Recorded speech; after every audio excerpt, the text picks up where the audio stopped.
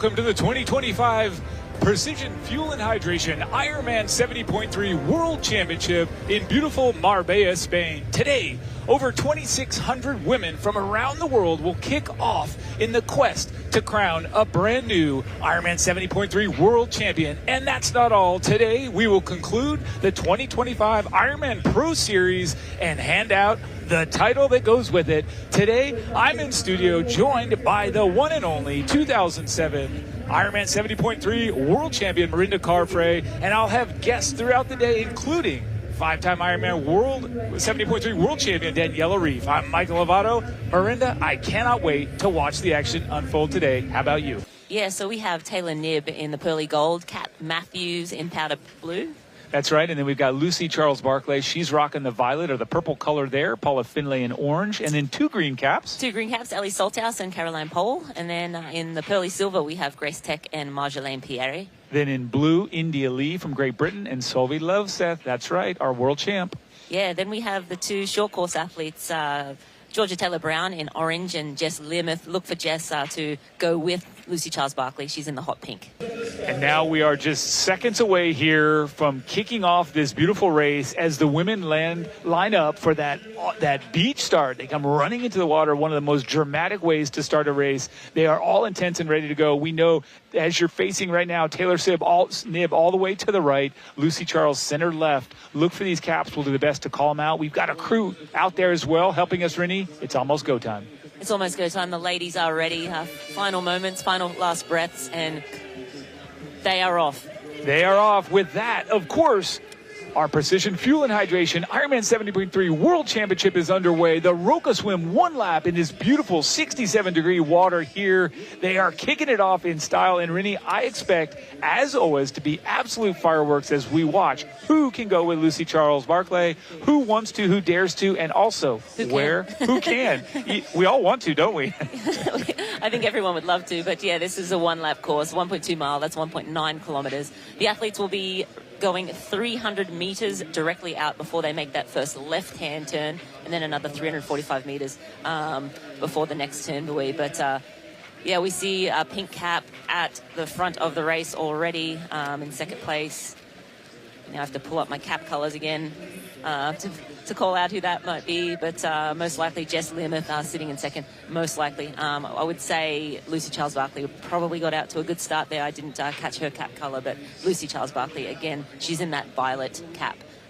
We have Craig Alexander and Daniela Riff out on the boat, so they'll be able to get a really close look and point out who is who as we get into the first few hundred meters of this race. Yes, 1,000% ever the fastest spotter crew on a boat ever, and not to disrespect anyone else, but if we've got Danny Reef and Craig Alexander out there, those two both know what it means to be at the front. Here we go into the water there with Lucy Charles Barclay up front.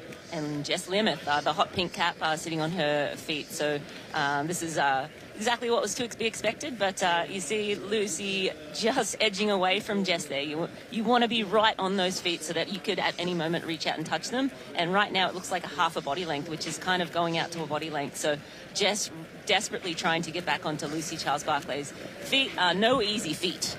No, that is well said. And I guess this is one of the things that really is impressive about Lucy Charles Barclay. She just has that incredible top end. And so really, can you sit with her at her regular pace? Perhaps. But you have to get through this initial effort that is just above most people's capacity. So she hits it hard. And you can see that in choppy conditions, even better, which it's a little rough out there today. Yeah, you see the swell coming in a little bit there. And Lucy seems to even do better in conditions like this. But yeah, once she, it's a signature move, right? She starts the race, and that top end speed is unbelievable.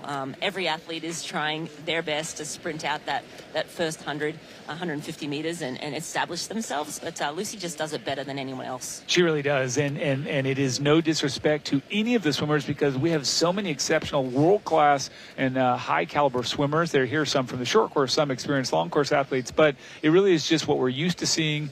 And so here she goes. You can see she's got that kick going as well. And I think when you get really down, that shot shows it quite well where the swell is hitting. It has been pretty kind of lake-like flat most of the week here. You mentioned early in the week it was kind of rough. It was kind of rough. There's actually a bit of a swell, almost a wave you could catch on the way in. So when the wind gets up, it can be very choppy and very wavy. But we are, just a couple of 100 meters in now to this race. And we're right here watching Lucy Charles Barclay lead out in the Precision Fuel and Hydration Ironman 70.3 World Championship. Yes, this is one lap of the Roca swim, Rennie, and this is incredible. She has gone off in fury, but look at this. We now have company. Yeah, we have. Well, that's Taylor Taylor we've Knibb. dropped back. No, Yeah. that's the second pack. That we're looking at the second pack here, and that's Taylor Knibb at the head of that second pack there. I believe Jess Limeth in the pink cap as well, right on her feet. Jennifer Arnold was with those two women, or maybe nope. I think she might have dropped off her. But that's Taylor Knibb.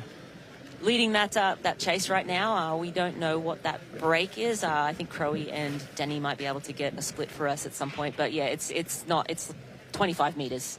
So you're talking 15, maybe 20 seconds. Yeah, so they're hanging in there pretty well, and you could see that was a great shot that showed you a bit of that swell that's coming in, and you could see they're kind of, as Crowe mentioned, they've got the swell, and they're going to have a bit of a current pushing them back in. That does favor the stronger swimmers, which is interesting. You kind of it's counterintuitive. You would think, hey, if I have a weaker swimmer, maybe having that current push me is good, but it's a little bit more difficult to swim with that the current at your back. So a great shot here as we pan back, and you can see La Concha, that mountain behind, that giant sort of iconic image here of Marbella and the coast where we are. These athletes will ride right into those mountains, and they have a challenging course ahead of them. But let's not get there too soon, because this swim has plenty of drama.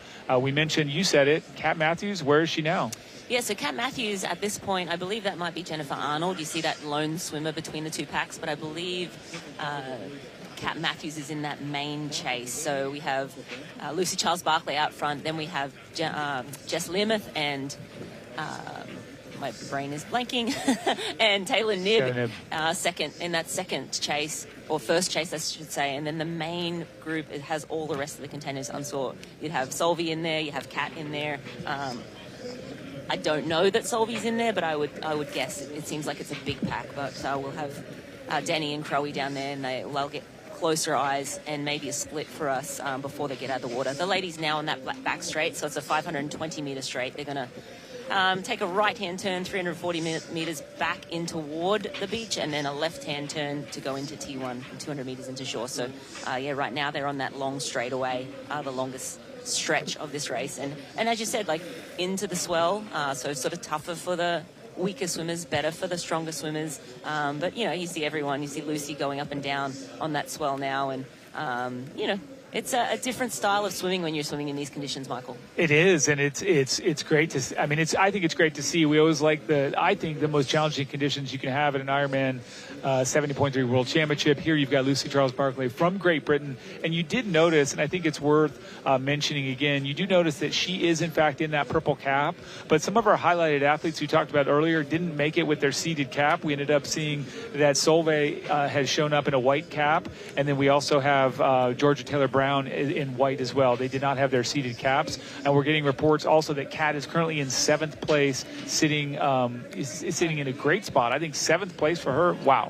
You want to find space, create some space so that you can just get out and swim and not be beat up and not be like pulled back or hit in the head or hit in the face. It's nice to just get to your own space and find, and having just one other swimmer or two other swimmers with you, you can find that space and just get into a nice rhythm early in this race. But we see Lucy Charles Barclay just heading in towards the end of this Roca swim. You see those two Roca buoys. She'll head into the Ruby T1 and go and look for a bike. There you go. And it's always important to remind everyone that the orange buoy that you saw there in the foreground of your shot, that is a sight buoy. It's not something you should go around either side of. The green buoys and those Ironman buoys, green and the yellow buoys, are the ones you have to make your turns around. So even when Craig mentioned that that we had a swimmer inside of the course, it's fine. It doesn't amount to a penalty or anything off course per se. You just are not taking the straightest line. But folks, we started talking about the course record, and we are well above that now, 24:36. Let's just share for fun that back in 2016 in Australia, Lauren Brandon, the American champion there, she went 22:54 to set that course record. So we're over that. But again, totally different course, totally different conditions. It's just fun to mention. This is still an exceptional swim as we see Lucy Charles-Barclay running through the final meters of this swim.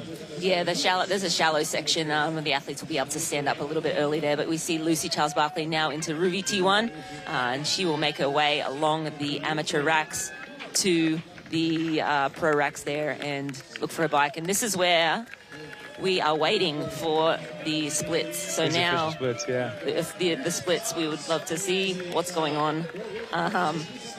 That's right. And as we look, I mean, you can see great shots above. Lucy Charles-Barclay making quick work of it, peeling back the wetsuit. She's got that part down. And as you go for the play-by-play, we're going to take a look at that Wahoo Element rival fastest time here, 25:05 for Lucy Charles-Barclay representing Great Britain. Bib number 3. We'll see if that stays. And now, look, let's just try and analyze. She looks great. She looks comfortable. She looks comfortable. She, cool, calm, collected, and those splits are just rolling in now. So 47 seconds back to Taylor Knibb and Jess Limeth. So that's the gap that we're seeing between Lucy, Taylor, and Jess. So they're out together. We'll now be waiting for Jennifer Arnold, we believe, unless she's been swallowed up by the third pack. So now we wait. Where is Kat Matthews?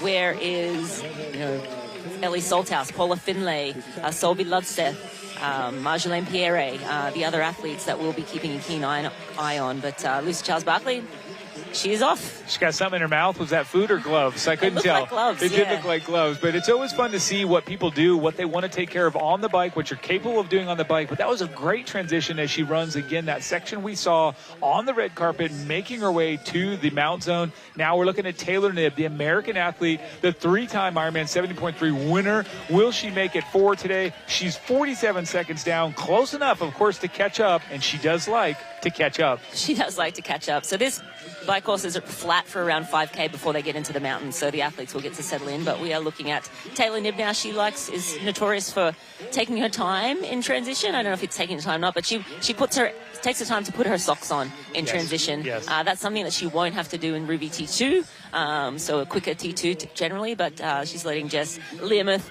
out here. She'll be out in second, probably 20 seconds back will be Taylor Knibb because she always opts to put those socks on in Ruby T1. That's right. And I tell you what, this flatter section of the Zoop bike course, you say flat, well, that doesn't make it easy because you're going to always be putting that high output. I think right now for Lucy Charles-Barclay, there's going to be a little bit of a getaway, stay away mentality. She has really excelled off the front, racing off the front. And then with the introduction of Taylor Knibb to the races that she's in, she does tend to have company later. But I think the goal really is going to be put down the hammer and go. More women coming into transition. You can look down at the bottom. The leaderboards there show Lucy Charles-Barclay, 26:38 out of transition, and then behind her, those are the athletes, those are the women that want to knock her down and come up and catch her and get past her. So a beautiful shot up the road there, clear road. That's something that Lucy Charles-Barclay is used to seeing, that no one in front of her but a motorcycle.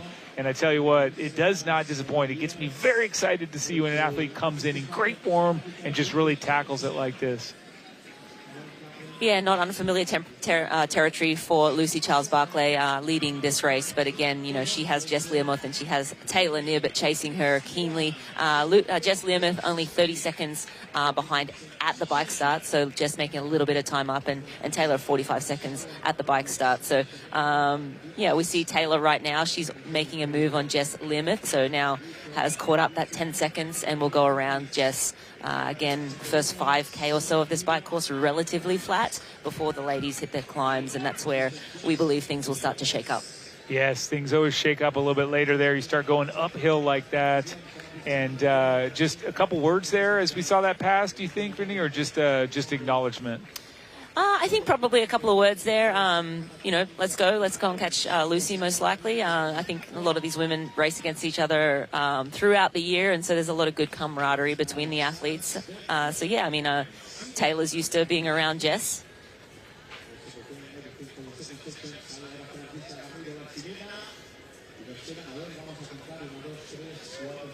And yeah, used to being around one another, and I think that understanding of who you're with and what their strengths are, what their weaknesses are, that's huge. Great familiarity. But here's the real question: is we asked this earlier, and the questions will be answered as we watch these women crush it. But Taylor Knibb, who has already made up 16 seconds by my calculations, from 47 now to 31 as they go through 2.3 kilometers of the bike. Rennie, the question almost just got answered. I think Taylor feels pretty good. I feel like she does, and that's kind of been the feeling all week. Again, she only was cleared to race on Friday from her doctors and her coaches. The first step was getting the okay from the doctors. Health-wise, she was good to go. And then a couple of tests with how her body was, going and doing some threshold on the bike, some threshold on the swim, and some hard running to see how her body actually felt. And all systems will go. So Dan Lorang and Julie Dibbins said, okay, go ahead, go and race. You're free to go race. And she's been full of beans all week. Just like I didn't know that I'd be here a few days ago. I'm here. I get another opportunity. And now you can see, Taylor can see Lucy Charles-Barclay off in the background there. So now, she can see her. She's within sight. So, that gap's probably going to be very tight once we get to the hill. And Rennie, one of the cool spots, this is going to be when you come into the town of Ojén. This is an area, part of this region, where you're going to see these traditional Pueblo Blancos, or the whitewashed homes that really characterize this part of the country. It's beautiful. These narrow, winding streets, panoramic views, situated about 9K inland from Marbella, Ojén. This is one of Andalusia's charming pueblos, like I said, and it's awesome. It's going to really give you that flavor as you look behind. Now we've got that moment where we all know what's coming. Lucy probably doesn't quite know yet, but she's probably sensing it. It's kind of deceiving, though. I mean, yes, Taylor is making inroads, but now they're on a climb, so, that 30 seconds, that gap, it's probably 20 seconds now, but maybe less than that at this point. But, when they're on the climb, they look a lot closer than they did when they're all riding at, 30 miles per hour on the flats. Well, that's fair to say. Thank you for bringing that up. It feels like there's inches. It feels like it's them. imminent. Well, either way, we're excited here today as we watch this amazing segment of the course to welcome into studio with us our CEO of the Ironman Group. This superstar that's sitting next to us here is not just our CEO, but he is a competitor himself. Earlier this week, you got to throw down. Scott DeRue, thank you for being here with us. Thank you. It is an incredible honor and a pleasure. It's an exciting day for the sport of triathlon. It is. It absolutely is. The first time we're here, it's very exciting. We're here for this event in Spain, doing so much, and there's such a positive impact that Ironman brings when it comes to this area, a triathlon crazy and Ironman crazy nation. But tell us about that, please. Well, there's so much history of triathlon in Spain, and certainly here in Marbella. The town, the community has really welcomed us into their home, and it's really a privilege to be here. But you can just feel the energy and the excitement throughout the community here, everybody coming out, all the fans supporting it. We're really incredibly honored to be here. That's fantastic. I totally agree. Yeah, and just looking at the race today, Scott, there's obviously the World Championship, a world title on the line today, but also the Ironman Pro Series, and this is the last race of the Ironman Pro Series in its second year. Tell us a little bit about, how you see that playing out. Yeah, it's super exciting. I mean, these are the best of the best athletes in the world, and they're all vying for the Ironman 70.3 World Championship. But that race within the race with the Ironman Pro Series across the entire season, with this being the culmination, we're going to see who's going to win. I mean, it's going to be between Kat and Solveig. As we often say in Ironman, anything is possible, and we won't know until the finish. That's right. Yes, and every second counts here, as we know. You can't just win. You have to minimize that gap or maximize that gap if you're in front. And we're watching here. Neither of these two is in contention for that front, but this is an incredible race right here. We have to pause for a second and watch as Taylor Knibb is making that pass. She is up out of the air bars, as is Lucy Charles-Barclay. But this is the moment we're waiting for. It's coming very early, Rennie. Yeah, the Precision Fuel and Hydration Ironman 70.3 World Championship. This is the first pass. Lucy Charles-Barclay has been leading from the gun. Signature swim, the day she always has in the swim there. But now, will she try to go with Taylor Knibb? And could that be that, like you said, she got here earlier, got more familiar with the course? Is it also a case of Taylor knows that where she's really going to make her mark is on the uphills here or some of the more challenging segments? Either way, that 14-second gap between Taylor and Lucy, it's remained more or less the same since Taylor caught her. They're just there, a good camaraderie, a good partnership, if you will, and they're maintaining that 2+ minute gap on everyone. Yeah, and that's where this racing on courses like this is really interesting. It's not like a flat drag where, you know, the time splits are predictable. They're going to just keep slowly going out. On this course, it seems like what we're going to see is, you know, Taylor pulls away on the hill. Lucy Charles-Barclay comes back up on the downhill section. And you see, whoa. So that was, you saw Lucy Charles-Barclay kind of jaunt to the side. That's the wind. So I've heard from the athletes up in there, it can be a little bit breezy. And if the wind sort of grabs your front wheel, and that's what happened there, it sort of pushes you over the side of the road. It can be really scary in the moment, but she handled that really well. She sure did. And now she's riding right past Taylor Knibb. I think Taylor will be surprised to see Lucy coming back past her. But yeah, Lucy is riding better, more technical sections. Taylor is riding better on the uphill section. So I think this is going to be how it will play out.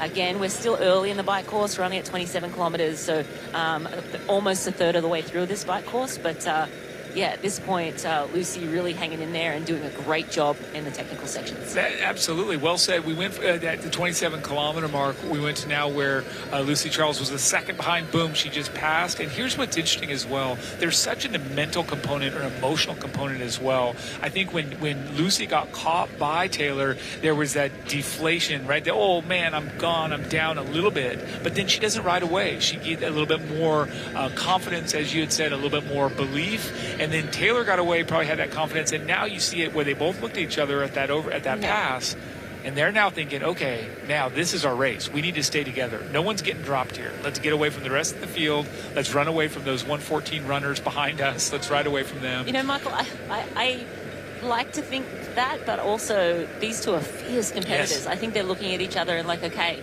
now I know that Lucy's riding better in the downhill sections.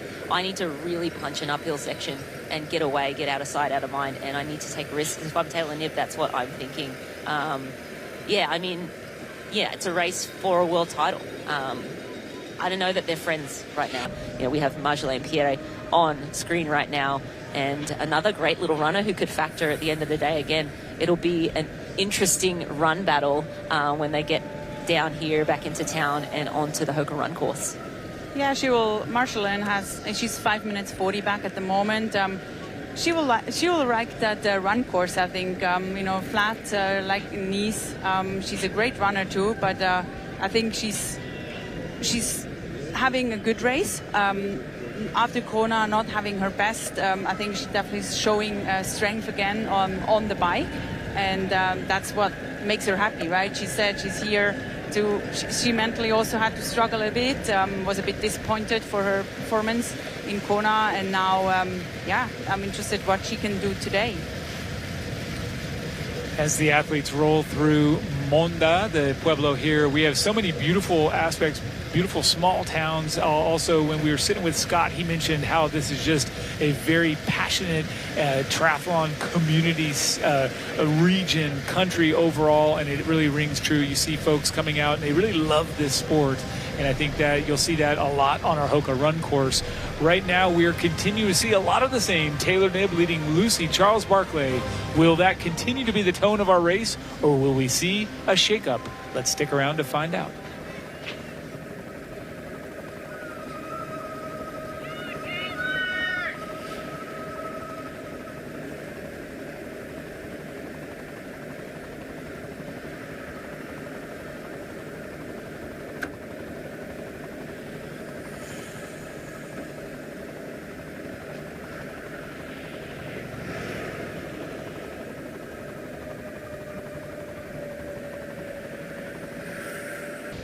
You're looking at Lucy Charles-Barclay from Great Britain. She is having a phenomenal time on the bike here, riding together with the American Taylor Knibb. But much action is transpiring behind. Rennie, what did you see there that we have not yet seen? Yeah, we actually have seen Kat Matthews now move into third place. So she's caught Jess and Paula, so Jess Limeth and Paula Finlay, who have been riding together for the majority of this bike race. Kat Matthews with Sif Bendix Madsen have caught that group of two. So now that group of two is a group of four at 64 kilometre mark. So, yeah, I mean, Kat still 4:25 down, but Kat can run. Kat can run real quick, like we saw in Topol last year. So, yeah, this race is just heating up at every time split. But these two ladies taking a little bit more time out of the rest of the field at every time gap as well, with, you know, Taylor Knibb leading the way. And, you know, we see now Paula Finlay. We see that group now on screen. So Paula Finlay going back most likely to the front of that group. I'm not sure. Seems Yeah, like so that's a group of four. together, yeah. They should. I mean, that's where they really have to, like, they know, all of them know the podium is up in the front. I mean, they're at the moment, they're in 3, 4, 5, 6, but they want to make time to the front. You know, Kat wants to win this. Win the race. Yep. So, yeah, it will be interesting who is going to take the lead.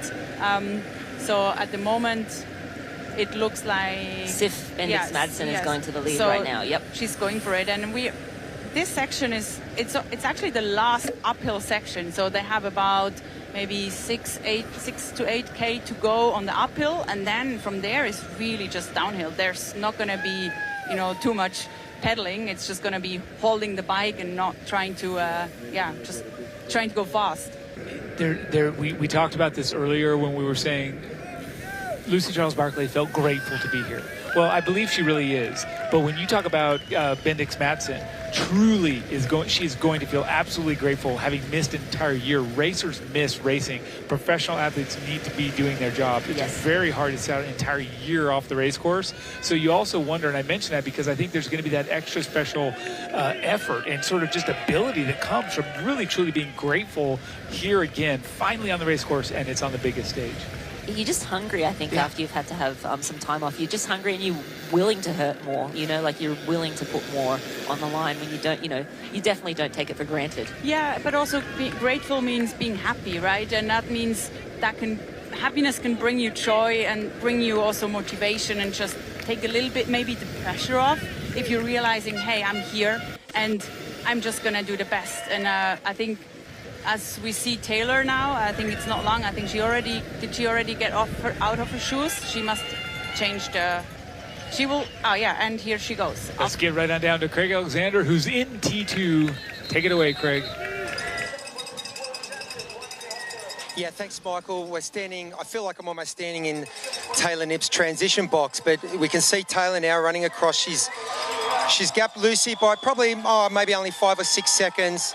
So she's had a great run. Taylor's had the fastest ride of the day, and I know you guys were talking about that stat doing the rounds, that the last 11 champions here on the women's side have had the fastest bike split.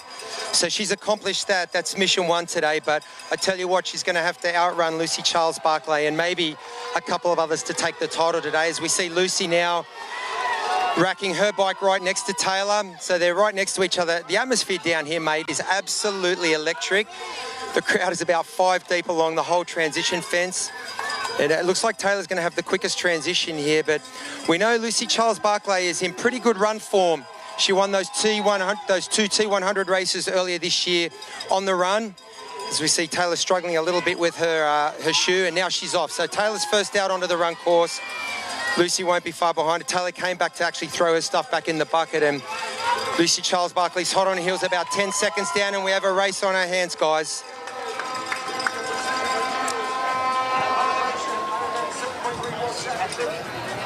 Absolutely, Craig. Incredible commentary there as we watch Taylor. I was struggling watching her struggle. I really wanted to get the shoe on for her. Now we've got Lucy Charles-Barclay. It is a 2-person race, and take a look here at our Wahoo Element Bold fastest time of the day, 2:28.36 for the 90K or 56 miles. Taylor Knibb takes it. That is it. And so then, revisiting this stat, since 2013, our Ironman 70.3 world champion has had the fastest bike split 11 consecutive years. That means that to keep that streak alive, Taylor must win today. Does that matter? All that really matters is who wins, right? But it's a cool stat. A 26-second gap after 1.3 kilometers. So, yeah, we saw a lot of urgency in Taylor at the start of that run. We saw saw Lucy kind of come out, fast, but she, took her time to put her watch on, get herself situated, and now it's sort of settled at 18 seconds. So Lucy running a little bit quicker in that last small segment. And before we go much further, I want to share with everyone exactly what this Hoka run course looks like. We're going to take a quick peek, an overview, if you will. Run with us as we dive into this 2-lap course. Let's take a look at what the athletes will face on the course in Marbella. The Hoka Run course, 21.1 kilometres, 13.1 miles, is 2 loops and takes athletes onto the picturesque Marbella promenade, which parallels the Mediterranean Sea. The course then twists and turns inland, where athletes will find themselves on one of the classic avenues again, the Golden Mile, before dropping towards the exclusive Puerto Banús Marina. Then a spectacular out and back on the jetty, with the Mediterranean on one side and the inner harbour on the other, and which on a clear day you can see Gibraltar and Morocco. After 2 laps, the finish line beckons and the athletes head back to the water's edge and the finish line on the beach.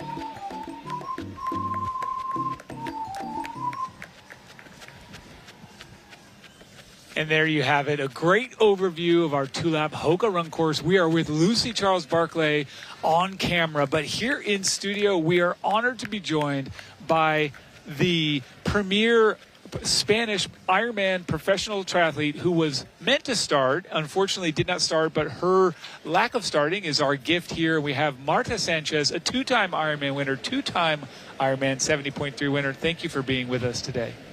Hola, ¿qué tal? Hola, ¿qué tal? Yeah, it's a pleasure for me to be here.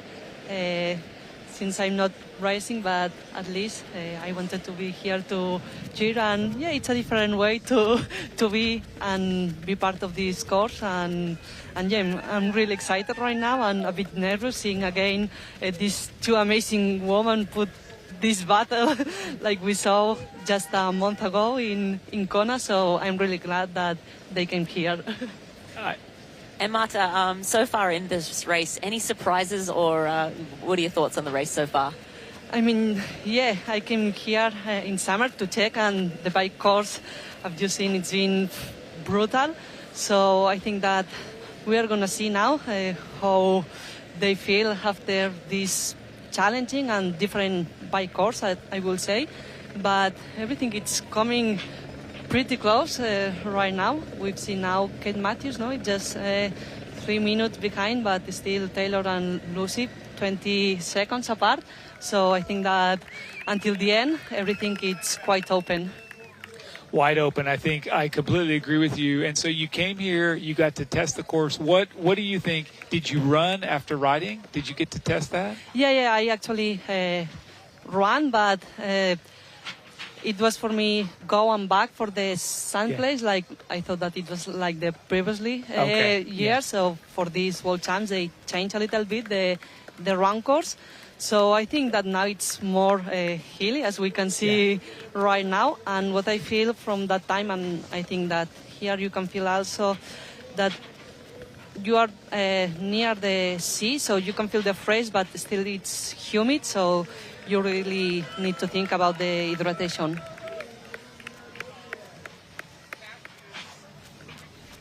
Yeah, and she's clearly walking this aid station. We saw this in Miami, the beginning of last year, and in that moment we thought cramp, but at that moment it was actually a tear.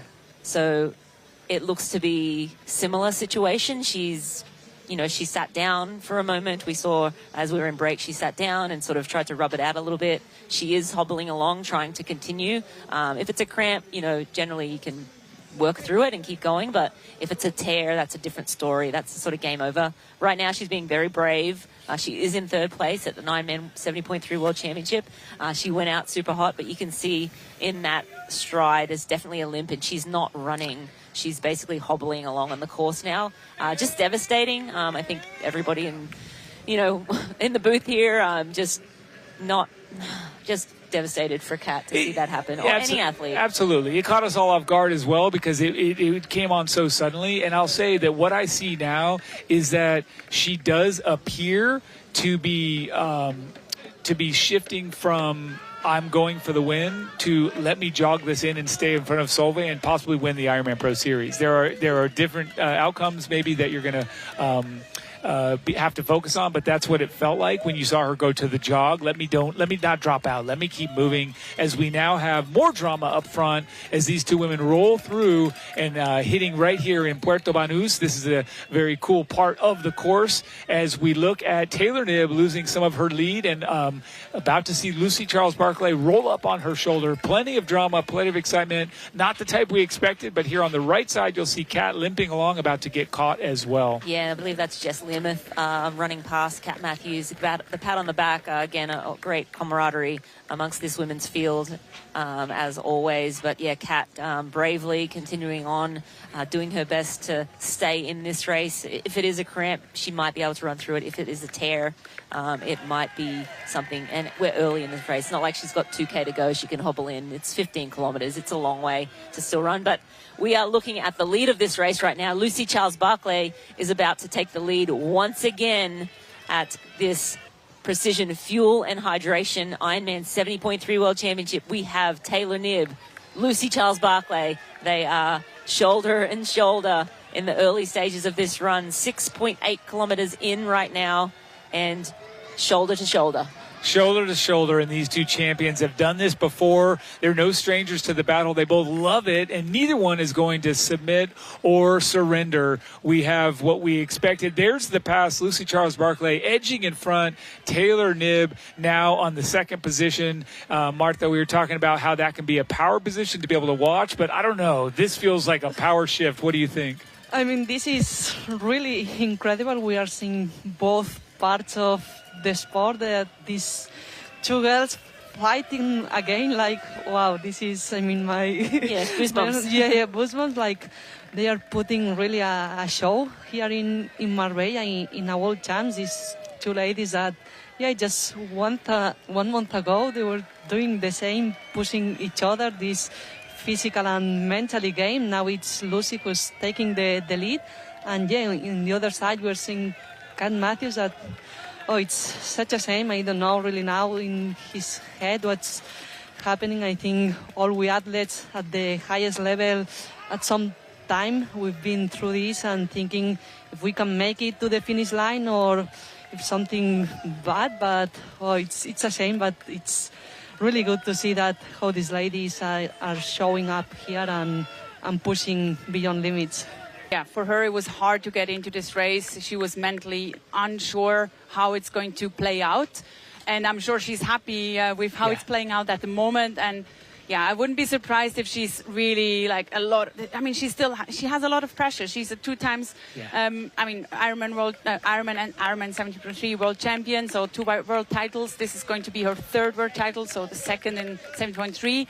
And she proved that she's still the best, and I think it's going to be a lot of pressure off her shoulders when she's crossing that finish line and knowing she really nailed it today. I think you're spot on. I mean, there was so much waiting for her as she was second, and then she won the world title in Kona. Well, before that, she won in St. George in 2021. But look, she's been at the top, and then she hits some bottoms, right? And it takes a lot to continue to have that resiliency and just to keep pushing forward. And she's got I think it's part of the sport. You know, there's always some moments or some races where just go not in your favor. But definitely Lucy had some really highs and some also quite lows, and she worked herself through it, and she always believed in herself. And of course, I'm sure she had her doubts as well. And but she kept working hard, and I think that's what really she's really strong. Like she's just really mentally, she wants it so hard, and she works really, really hard. And I think, all of the athletes work hard, but you need to have that extra motivation or that extra, drive that can really make you a world champion. That's right. Yes, well said. Spoken with 100% know-how and empathy there from Daniela Reef. Again, those of you that are just joining us, if so, we are here at the Precision Fuel and Hydration Ironman 70.3 World Championship in Marbella, Spain. And I am Michael Lovato, joined by Daniela Reef, all the way from Switzerland. Here we are watching Lucy Charles-Barclay extending her lead right now in front of the American Taylor Knibb, also a fan favorite. Folks love both of these two athletes immensely. And while we see Taylor sort of relegated now to that distant second place, she still has command of that position. She needs to stay away from Tanja Neubert from Germany. She needs to continue to focus on all of the little things. But again, having won this race 3 times, she knows what it takes. And second place is going to be, obviously, next best thing. She enters that carpet and the finish stretch. And this is the moment we've all been waiting for. Some of us more than others. But here today in Marbella, we will get to watch as Lucy Charles-Barclay gets her second Ironman 70.3 world title. So today, your Precision Fuel and Hydration Ironman 70.3 world champion from Great Britain, Lucy Charles.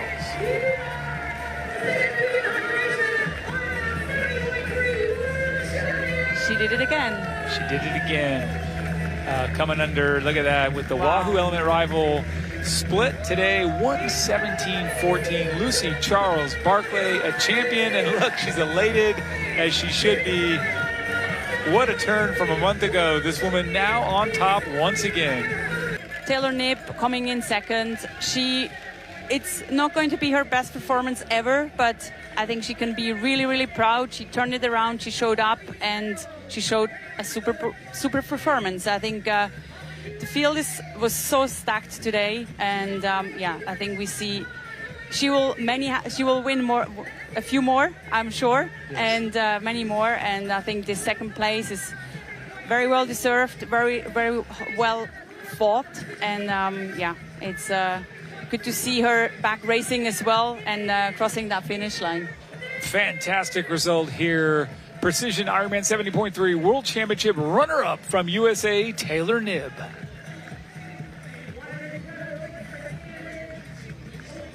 And here we are, Lucy Charles-Barclay, approximately or exactly 3 minutes in front of her rival. And time to congratulate both of these women. I think the entire Ironman world is watching and very happy to see this outcome versus what we saw last. These two, right? 3 weeks ago, we had that picture at the day after the race in Kona where they both, were just saying, we didn't finish.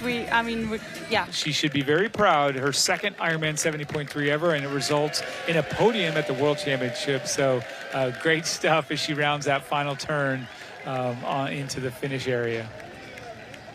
Yeah, taking it in now with the crowds, lots of high fives, and that's always the best moments when the finish line is just there and you can really celebrate the atmosphere and you feel the cheers from the people, supporter and team standing there. Yeah, that's why we race. That's why we race, exactly. And I just quickly scrolled through a list of results, and I think you're spot on. But here we have it, third place at the Precision Ironman 70.3 World Championship from Germany, Tanja Neubert.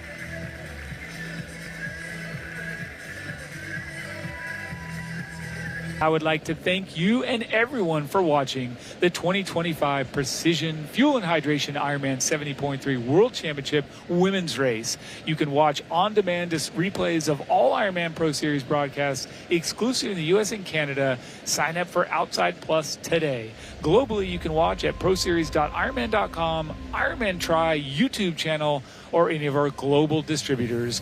Please join us tomorrow for the men's race. It is going to be absolutely epic with the field on tap, and it will be the culmination of their Ironman Pro Series. Stay tuned as well to our social media channels. Follow Ironman on YouTube, Instagram, Facebook. And until tomorrow, I will say on behalf of Daniela Reef, Craig Alexander, and Marinda Carfrey, I'm Michael Lovato. Thank you for being with us. Hasta luego. Hasta mañana. Hasta mañana.